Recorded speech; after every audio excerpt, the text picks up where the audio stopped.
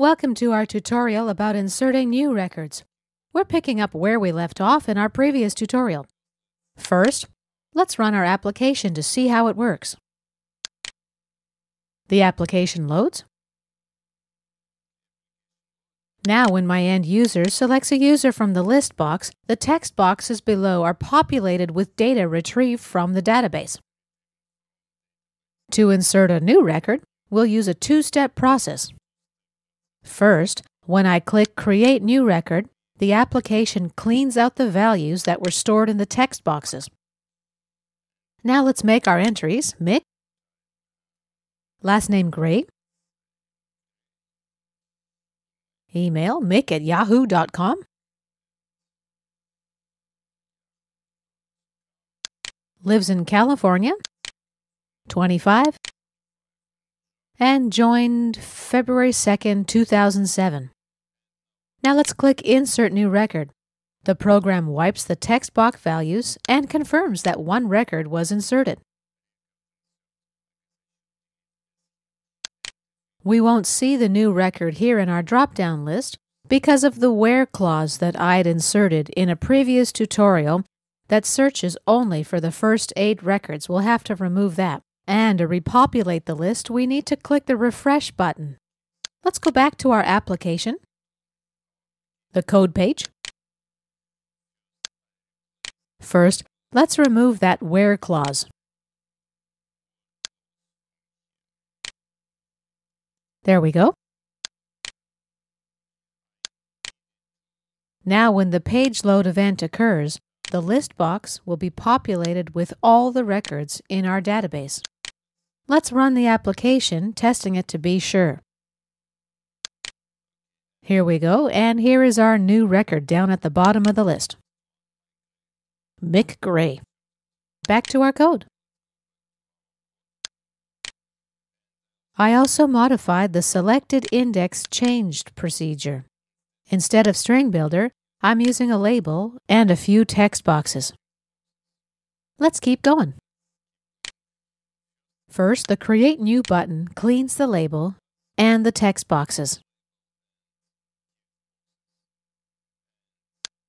Next, the Insert New click event procedure triggers the ADO.NET code that inserts records into our database using dynamically generated insert statements. In the first line here, we declare the insert SQL variable as a string. In the next 4 lines, we generate insert statements. You may remember from our previous tutorials on inserting SQL statements. This is basically the format that we're looking for here. Let's return to our code. Next, we created an SQL connection and an SQL command object. Here, I declare the variable added as an integer. I use the variable to verify how many records were affected, which happens right here. If, for example, the execute non-query function returns a value of 0, it means we've got an error somewhere along the line and that no record was inserted into our database. The execute non-query method works in conjunction with the insert statement to update our database. Next, we display the added value in the label Record Inserted. We'll delete that S here. In the next line, we'll close the database connection. The following lines are purely for aesthetic purposes to clear the text boxes. We actually don't need the label User ID. You can see also in our insert statement that the user ID column is not represented as well. The reason for this is that the number in this column is generated automatically by the database itself. Another word of caution here. I'll open the table. Oops, right-click. Open Table Definition. And you see null values are only permitted in 3 columns in our database.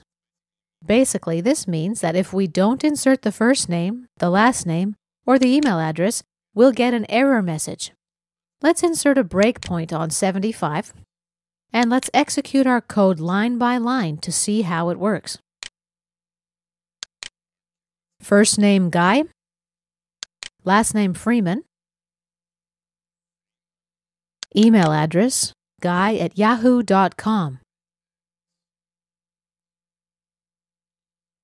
Also from California, age 45, and joined March 6, 2008. Okay, another thing here, the joined column in the database accepts only a date-time format. Let's click Insert Record, and now back to our code. Let's mouse over.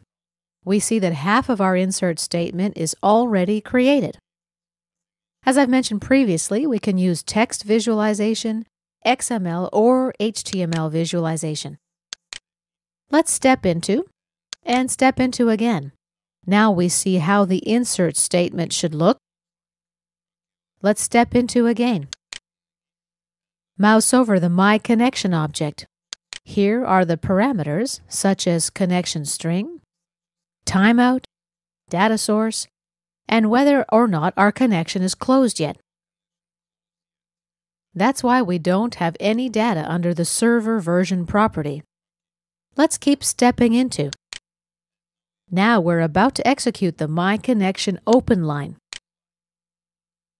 We still show that the connection is closed. Let's step into. Here the connection is open. Step into again.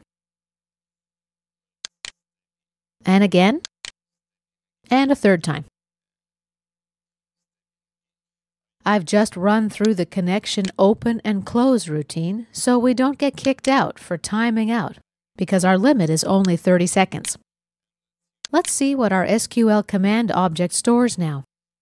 You see that the command text property holds our insert statement. That's where our data was inserted into the database. The execute non-query function returns an integer of 1. This means that one record was affected. Let's finish the execution.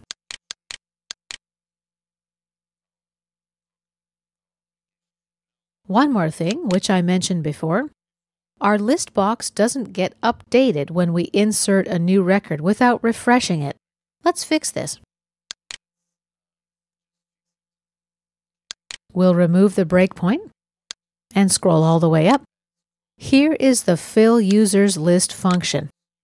Let's right-click and copy it. And we'll paste it inside our Insert Click Event procedure. Right-click and paste.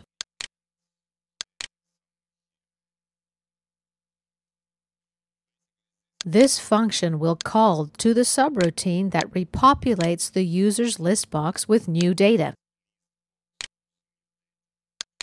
Let's run our application to see how my update works. We'll enter some values in the text box. First name, LName for last name, and email address, fname@yahoo.com.